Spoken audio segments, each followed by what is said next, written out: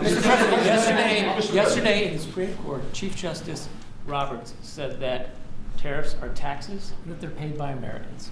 He said this pretty clearly. And yet you're saying that this money is rolling in from other countries. How do you square those two? Well, it is. It's coming in because they've charged us. You know, those same countries that you talk about are charging us massive amounts of money. If you look at the tariffs over the years that were put on our heads, there's a reason we're $38 trillion owed. Now that money's going to start coming down. But we had presidents that didn't know how to use tariffs. We had presidents that had no understanding of business. But if you take a look at what's happened to us, every country charges tariffs. China, the European Union was brutal. They charged us tariffs, not only tariffs, they charged us tariffs so we couldn't sell cars there. We couldn't sell our product. They didn't want our agriculture. They didn't want our cars. Now they're taking our cars, and now they're taking our agriculture. You know, far more than money. It really is a defensive mechanism. If we didn't have tariffs, we would be unable to defend ourselves. So then do you agree then that Americans are paying those tariffs?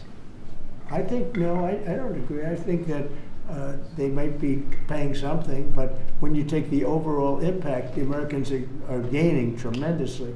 They're gaining through national security. Look, I'm ending war because of these tariffs. Americans would have to fight in some of these wars. They're gaining in national security. They're gaining in economics. They're gaining in so many different ways. And they're gaining in self-respect for our own country. Other countries used to laugh at us. They would charge us tariffs. Japan was charging us massive tariffs, and yet they wouldn't allow our cars to be sold in Japan.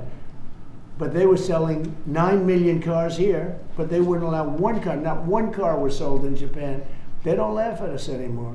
This is really a matter of, this is national security. And by the way, going bankrupt is national security. You know, our country was really in trouble. Going bankrupt, and the difference between going bankrupt and thriving, that's also national security. When you go bankrupt, when you don't have any money, you have no national security. And we are thriving. I mean, all this money coming into our country that I told you about, the 17 trillion as of now, but it's going up rapidly. I was in Japan, and we have Toyota is coming in with $10 billion to build plants, operated by Americans, but building plants all over the United States. Well, they left. They took our plants. They sold cars in here without tariffs. They sold cars. We didn't charge them anything. They destroyed our auto industry. We lost 50%, 54% of our auto industry to other. We used to, if you go back into the 30s and 40s, we had 100% of the automobile business. Then it started getting chopped away. But Mexico, Canada, many countries, I mean, Canada fought us very hard. The ones that don't want us to win are foreign countries that we are able now to do very well with. Those are the ones that fight it. Those are maybe people that hate our country. I think it's the most important case maybe in the history of our country. This has been a major achievement for your administration, targeting the segment of our population that needs it the most, that has the highest obesity rates. You're making it affordable. You are truly saving lives. That's coming from the viewers that we've had in that 1 hour that we took a little bit of a break. My question to you is, Walmart just pushed out a report that says this year's traditional Thanksgiving meal will cost 25% less than it did under the Biden administration, plus gas prices being down in the $2 region makes it more affordable to travel to grandma's house this Thanksgiving. Thank you very much. And it's not so much a question, it's a statement. I would have made the statement, but we have a lot of things happening, so I wouldn't necessarily have made it right now. So Walmart, to me, you know, that's AAA, came out that nobody going to influence them. I don't know them. But they just came out with a very powerful statement. They've done it for many years, that under the Biden administration, a Thanksgiving meal with all the trimmings cost 25% more. In other words, our Thanksgiving this year coming up will cost 25% less than sleepy Joe Biden's.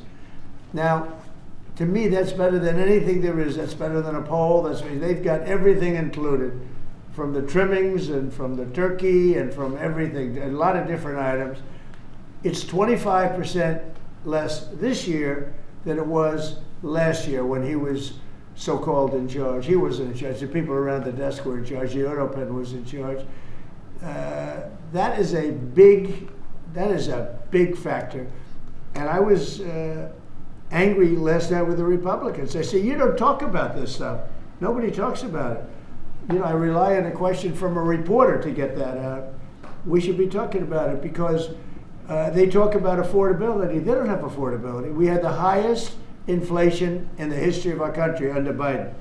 We had high gasoline prices at $4.50, $5 a gallon. They're going to be hitting $2 a gallon with me. They're getting close to $2 a gallon.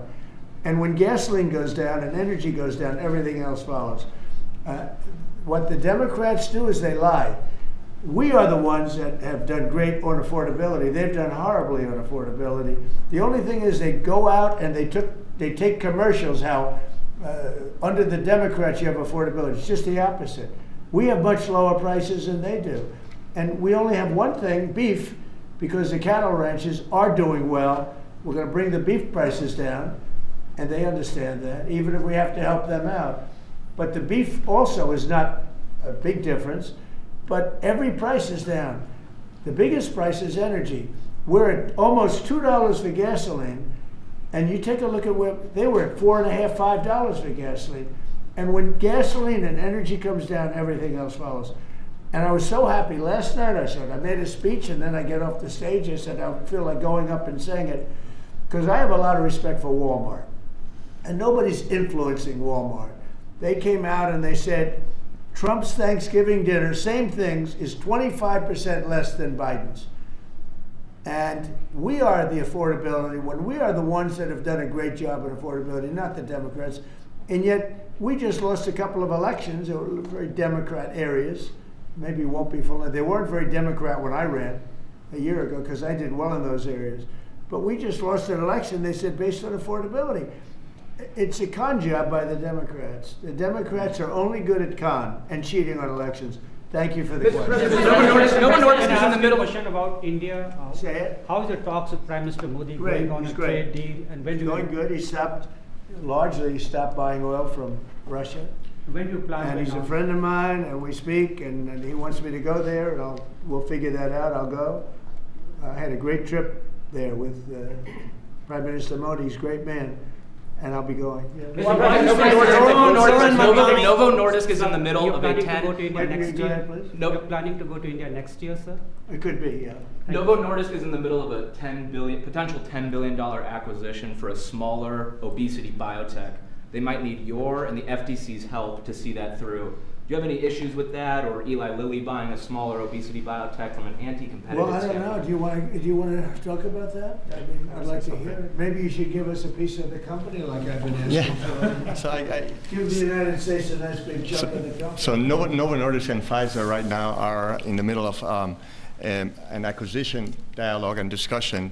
It's you and Pfizer? It's us and Pfizer. Competing for the company? Competing for the company. Who's winning? And as of today, our bid is higher. And our message to Pfizer is that if they would like to buy the company, then put your hand in the pocket and bid higher. It's a free market, and at the end of it, it has to do with basically the price that the seller is selling for their shareholders and the buyers willing to pay for it. This has nothing to do with FTC, has nothing to do with anything else.